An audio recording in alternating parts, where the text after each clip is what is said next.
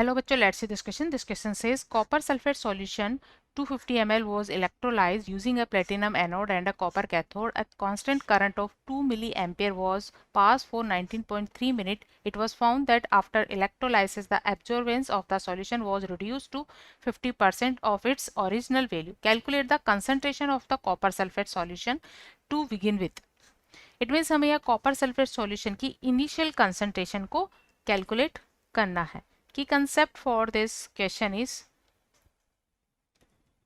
calculation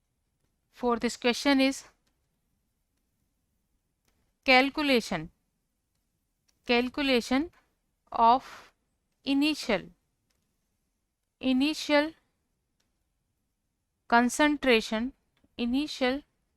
concentration of copper sulfate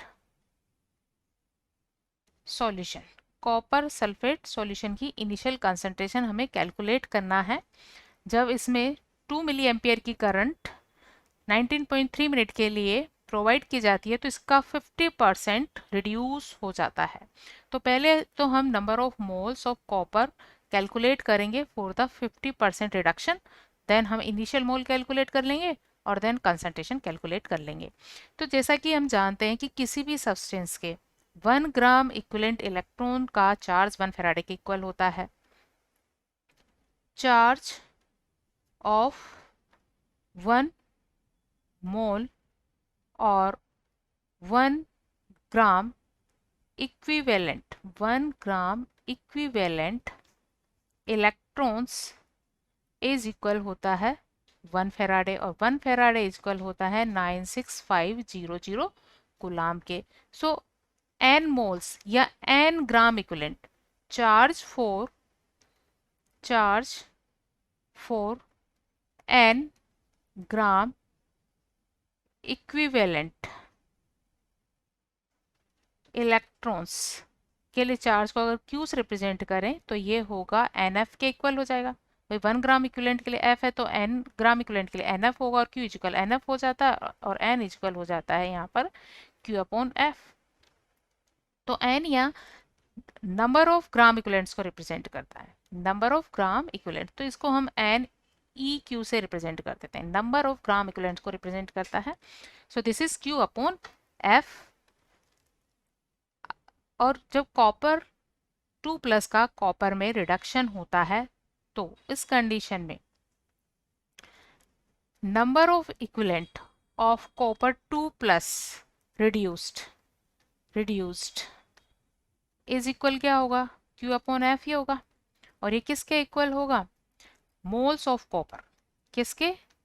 moles of copper reduced into 2, क्योंकि ये 2 electron accept करता है.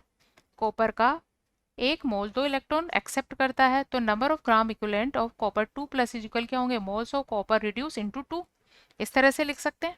सो यहाँ से हम Q को क्या लिख सकते हैं? I इंटू टी लिख सकते हैं. I यहाँ करंट है, T टाइम है और F फैराडे है. फैराडे की वैल्यू 96500 कूलाम है. इज इक्वल हम लिख सकते हैं n इंटू 2. I की वैल्यू यहाँ क्वेश्चन में गिवन है 2 मिली एम्पियर. मिली एम्पियर को एम्पियर में चेंज करेंगे 10⁻²2 इंटू 10⁻³ टाइम दिया है 19.3 मिनट. मिनट को यहाँ सेकंड में चेंज करेंगे, इसके लिए 60 से मल्टीप्लाई करेंगे. Divide by 96500 is equal n into 2. तो इस तरह से हम number of moles of copper मिल जाएंगे which reduce. So n is equal हमें मिल जाते हैं 1.2 into 10⁻⁻⁵. So these are the number of copper 2+ reduce. ठीक है. सो हम क्या निकाल सकते हैं? Number of moles of copper initial taken in the solution. ठीक है. So moles of copper sulphate taken initially कितने हो जाएंगे? डबल हो जाएंगे, क्योंकि 50% क्या हुआ है? 50% का रिडक्शन हुआ है, हाफ का रिडक्शन हुआ है. तो इनके मोल्स कितने हो जाएंगे? n into 2 is equal 2n हो जाएंगे.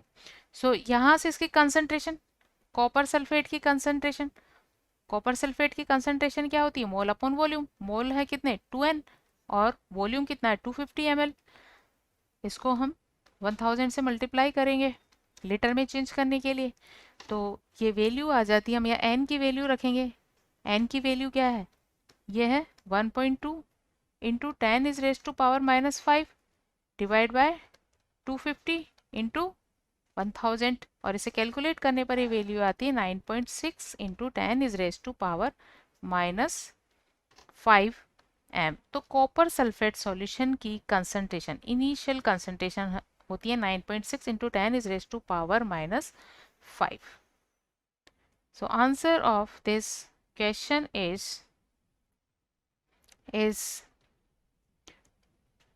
a 9.6 into 10 is raised to power -5 molarity. Hope you understood it well. Best of luck.